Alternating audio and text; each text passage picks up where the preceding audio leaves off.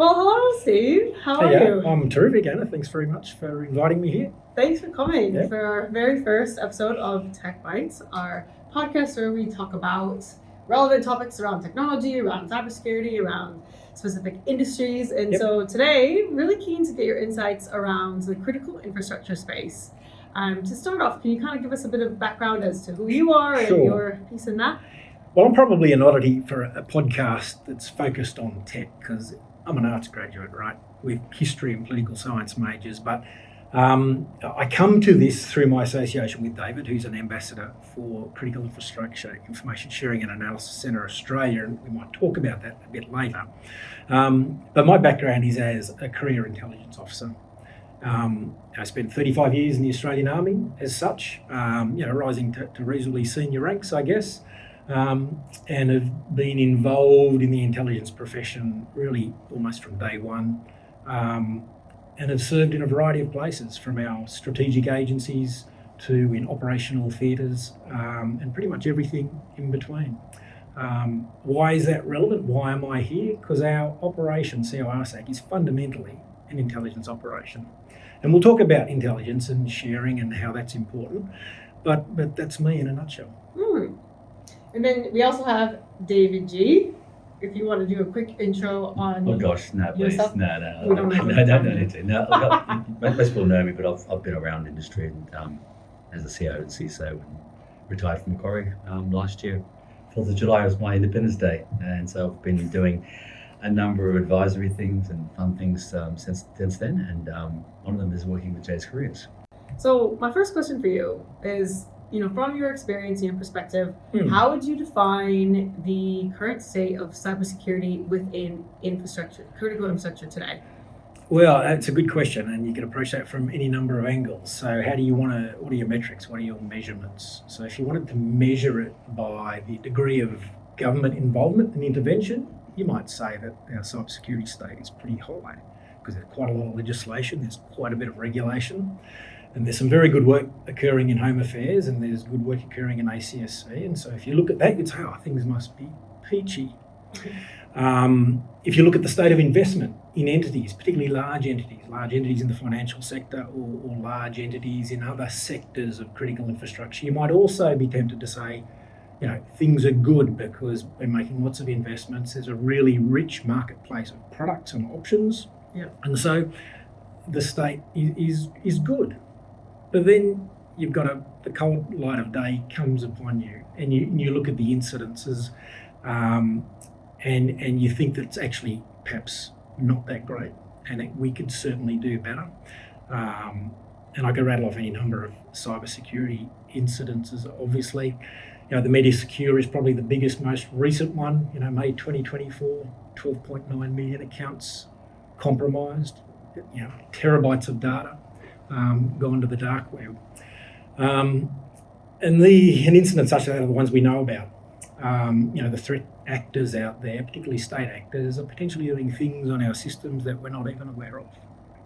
So I think you just need to be careful assessing the state of cybersecurity. I think it's very much a mixed field. We've got very mature players who, as one of my colleagues says, they don't break a sweat when dealing with cyber resilience and assurance of their environments. But they are the exception to the rule. Most entities are not so well resourced, and for their boards and executives, this must be something that keeps them awake at night. It's not that idea of if it happens, it's more a question of when it will happen. Yeah. That's a really, really interesting point, because obviously critical infrastructure does incorporate several different specific industries and companies. So yeah, it's a mixed bag, isn't it? Yeah, it is. Yeah. And David has lived this experience firsthand. I mean, he comes from the big end of town, the financial sector, who sensibly and quite logically, given the role they play in society, need to be absolutely doing the best they can to assure their networks and the flows of data and transactions. But as I said, and it's actually in the financial sector where good things are happening in terms of there's active sharing, and the respective CSOs and CISOs probably feel okay about their current posture, I suspect. I mean, it's interesting. The point is around it. It's not even, right? It's quite lumpy. in terms of across within industries and across industries. The maturity varies a lot, and obviously the attack vectors are changing all the time. So this is a moving target. So any organizations usually got work on, so they're never going to be green. Okay. And what's interesting is that sometimes, we talked about financial service being advanced. That's probably true because there's others being picked on, hospitals and others who aren't as strong. That's very true. And I think as technology evolves and becomes more useful to us, I'm talking about AI here and its associated, family of technologies. That gulf between the haves and have-not is just simply going to increase, I think. And I noted with interest yesterday an article, CBA are in the west coast of the US building an AI capability to facilitate the work of CBA, and that sort of makes the point. And you can apply those technologies absolutely at scale to help defend your environments, but you've got to be thinking that our adversaries will be doing exactly the same. And that human doesn't, if you're an adversary and you have no moral compass, you don't have to be sitting on the loop. Your bots can just be pounding and hammering away, brute force or more sophisticated techniques until they get in. Absolutely. And on that, I guess from your experience, do you think there's a specific sector within critical infrastructure that is lacking more than the others? Well, we've spoken briefly about the financial sector. Arguably, they're the most healthy for good obvious reasons. I think the one that perhaps needs most help is the health sector, and government highlighted that specifically in the 2330 cybersecurity strategy as really the first cab off the rank to try and remediate. And that's a classic example of a sector that is terribly fragmented, from hospitals to health insurance to GP clinics and specialist centres and everything in between. Some quite sophisticated equipment, which is internet facing and quite capable of being compromised. And then you have vendors who provide a whole bunch of technologies to move data around. And so the Metasecure breach is a really good example of what happens when one of those sort of companies gets poked.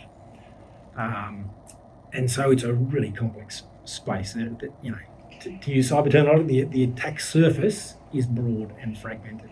If your data's not centralized, how are you? It's very, very, very vulnerable. And I think if I remember the right numbers, right? There was a medical record is like $100-$200 in the dark web versus a credit card, which is like $10. So the medical record's much more valuable because it can be interesting. Can be really embarrassing for some people. So not every record, but certain records of politicians or high-profile people can be sold for big prices. So it's surprising, I think. And back to the human factor and not having that moral compass. There's the law firms.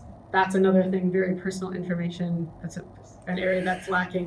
Education, another one. It's things that people don't want out there, but you're right, it would be a lot more sought after. And well, you mentioned law firms, and I would just simply comment on that to illuminate a point. And the point is that they are part of a supply chain of critical infrastructure, where wherever you've got data coming out of a critical infrastructure owner operator to a third-party vendor, such as a law firm or others, that is a risk. That's a potential vulnerability to the critical infrastructure company. And so critical infrastructure, as we've discussed, is a very broad group of sectors, 11 sectors in all, according to SOCI. If you add on to that the layers and layers of supply chain, vendors and entities that are supporting that work, it's big. Yeah. And so it's that idea of sharing. It's that idea of sharing. Where you face a sophisticated, ubiquitous threat, if you're not sharing between entities, then I think you're missing a beat. Is there a reason people wouldn't be as apt to share, do you think? Sorry, lots of reasons, but yeah. Yeah, so it's that bias. So I would argue that companies should have a bias to share. And there are a couple of examples where sharing does occur, and there is a bias for sharing. The financial sector, the big four banks here in Australia are a good example where they share effectively. But there's not many other examples like that. And when I say sharing, I'm not talking friendly chit-chat over coffee between executives or CISOs. I'm actually talking sharing, no kidding, sharing of indicators of compromise, TTPs, the really nitty-gritties of what's happening on firewalls and gateways.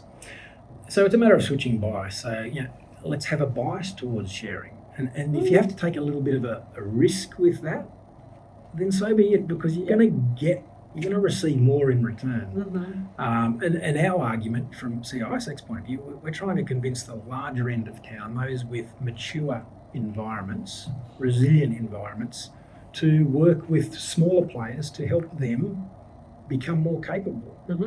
Because there is an ecosystem here where things are connected, and if you think we can continue to exist in this stovepiped approach, and we'll share with the smallest group of people possible, or nobody at all, then that won't work going forward. The positive aspect of this is that when I chaired at FSISEC for many years prior to retiring, and FSISEC is the financial services cyber group. Then in Asia Pacific, the Australian members were the biggest sharers of everything. People in Asia were afraid to share. Maybe it's very cultural. But we were very fortunate to have many people in Australia. So we've got a positive starting position, I think, within our culture to share. But the point is, we need to be better everywhere to share across sectors, across industries. And so, yes, we're better than others, but that's the wrong point. We're I suppose it was the shortest midget or tallest midget, whatever word. That's right. We need to be better than that. We're the less sick person. In the doctor's surgery. We're going to get to here. We're here still. So let's not celebrate, because we're not going to win without changing where we are. So on that, if you could give one key piece of advice to executives within critical infrastructure, what would that be? Oh, look, I think I've got two bits of advice, but perhaps they're related. I mean, understand what you're comfortable with in a risk sense, and enable the people in your business that are responsible for assuring your network, enable them to do their jobs. And I would say, go and walk and talk to the operators that are sitting on your systems, and just ask them, what are they seeing? What do you need? And of course, and then the second bit of advice was share. Let's get a bias for sharing going, because you're not alone in this. You can actually get some help from your colleagues in other parts of the sector or other parts of critical infrastructure more broadly. And the point I would make there, so they're my two bits of advice. You said I only had one, but I've given you two. And I'll stop it there, because David's probably got one as well. Yeah, now it's interesting when you think about executives and boards, that they will be given a resilience plan, a business resilience plan, a cyber resilience plan, and they're all based upon scenarios, right? Certain scenarios. If the scenario is another one that's black swan or hasn't been thought through, you're in trouble. And so for me, the world's changed somewhat. We've seen post CrowdStrike incident, the cyber resilience, business resilience, it's all connected. If this doesn't work, and your Microsoft that work, then your business is out. And then, is there a backup? No, usually not. There's only so much I think you can do sometimes, but equally, I think if you have these implemented practice plans or something. I was speaking to someone literally yesterday who was explaining that, they had a ransomware attack, and it was a matter of weeks where they were working round the clock, and truly round the clock, all hours, sleeping for a couple hours back. Now, I'm interested to get both of your take on this. So from a resource perspective, if you're in a position of hiring and you're not getting the approvals, you're not getting the budgets, you're not getting the funding, but you absolutely have so much uplift that you need in your team, there's threats, what do you do? How do you mitigate this? Want me to go first? Yeah, why don't you go first? You know what? In corporate roles in this position, I've seen people in this position, courage is really important. You need to speak out what's required. Being politically correct is always safer, but actually it's probably the wrong thing to do, because you're not really protecting anything unless you're actually willing to speak up. And so whether it's a CIO or CISO or anybody, is not willing to say, actually, we need to fix these things. But you need to make sure that in the context of being very clear around, asking us to focus on these 1, 2, 3 things, because it brings the biggest risk by down. Tell that story. We tell that story well, then people should get it. if you actually then the sky's burning, the sky's falling, then they'll go like, "What the hell, David?" You're right, and rightly so, because I've not sold the story well. So it's important to do both, I think. Yeah, and I think it's that usual sort of game of persuasion and being effective is building a sort of a coalition of people who do understand it around the board table or amongst the executive layer.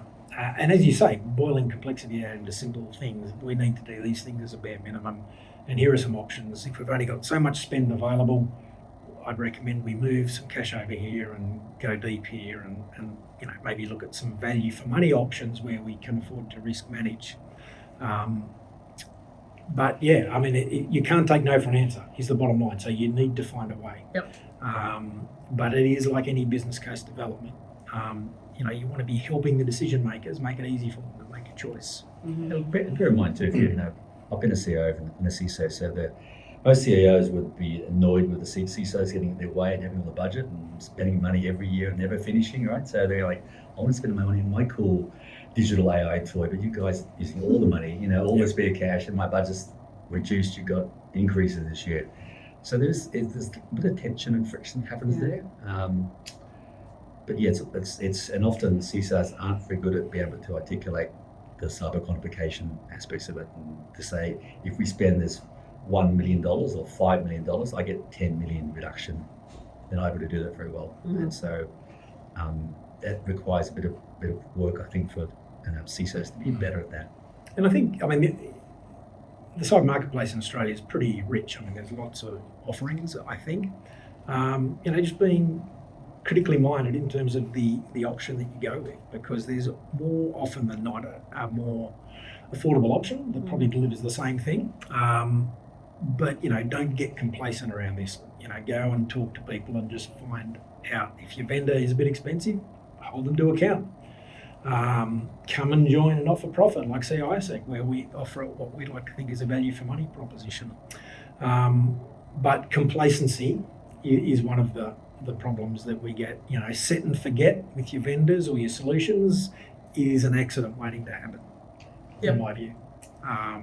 Why? Because the threat is always evolving, technology is always evolving, and vendors are working really hard to be effective with their products and their solutions. If you're using an MSP, make sure you hold that MSP to account and you're actually checking in with them regularly as to the work they're doing. That's a great point. Yeah. Because often, throwing this problem over the fence to a third party, lots of people do it. Yep. And it's mostly for those people that sit in the lower end of the cyber maturity spectrum.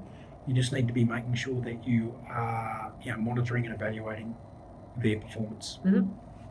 Steve, what do you think the biggest challenge is going to be within the kind of next 5-10 years within critical infrastructure?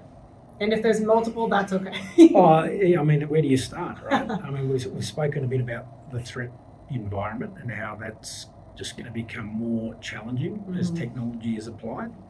I think for critical infrastructure, I think that's supply chain complexity and getting assurance and confidence that those third parties that are interacting with your networks, you can interact with them with confidence that you're not going to catch a cold from them, and they're not going to be a vector or a threat actor. I think that's a really big concern, to be honest, particularly as the more mature players get harder and tougher nuts to crack for adversaries. They'll quickly work out who the supply chain partners are. They'll pick the most vulnerable one, perhaps the most trusted one, perhaps the one that has greatest penetration into the supplier network, and go at them. So I think that's probably one of the biggest challenges. I think interconnectedness is a challenge. OT principles, disconnect your OT from internet-facing environments. That's fine in theory, but that will be challenging as the world sort of, I don't know what the next evolution of app-based functionality is, but I can't see that going away. And so therefore, ensuring that our systems stay on and functioning will be an ongoing challenge, I think. Steve used the word OP. OT. OT, so operational technology. Yes. Like ports and cranes and things that move things around. So they're not normal things that we see in offices. And then just finally, why should people care about this? Somebody who's not in the technology industry whatsoever, doesn't really understand a lot about cybersecurity, but kind of knows a little bit. Why should I care, and what can I do as an average person not in this industry to help protect myself and others? Well, I think the simple answer is that pretty much every Australian relies on one or other sector of critical infrastructure. Whether we want to make sure our internet is up, we want to make sure that our data when we go to the doctors is secure, we want to make sure when we go to Coles or Woolies or any other grocer, the freezers work. That's why we should care, because all of that is at stake if we don't get this right. Yep. And what can I do as somebody who's not in this industry, doesn't understand anything about it, going about my day-to-day? Oh, well, I think if any, and most of us, again, are exchanging data with entities. And so it makes sense that if you've got, products on your laptop or PC or your phone, that you make sure that you are secure in the way you do those transactions. And how do I do that? What if I don't know anything? How can I make sure that I'm secure? Well, again, as companies have got lots of choices to secure their complex environments, so each individual at home has lots of options, commercial options to much smaller, much more affordable options to secure their families and their own sort of family or individual environment. I'm not going to mention brand names. Can I help you? Because Well, I was coming to you next. No, because I see my friends, family members, people, colleagues who I've been hacked. That don't respond. Happens too regularly. And my first thing I go is that I should actually have a cut and paste message, which is, please download a password manager. Please generate 20-character passwords. Please find a master password, which is so bloody complex, put it in the safe somewhere that you never forget it, a physical safe. And, just use passkeys, because it's the biometric and the password combination. If you did that, then a lot of people will be in a much better position. Unfortunately, people who use the same passwords, they'll have simple birthdays or their rego plates from their car, whatever it is. And that's why they're being hacked, because they're just being lazy and they haven't actually used a mechanism. Because I've got 150 passwords, so I can't remember that. You need a password manager. So if all of us did that as a country, we'd be better off. All right. Well, thank you so much, Steve, for joining us today. It's been a pleasure. That was a good discussion. Thank you very much.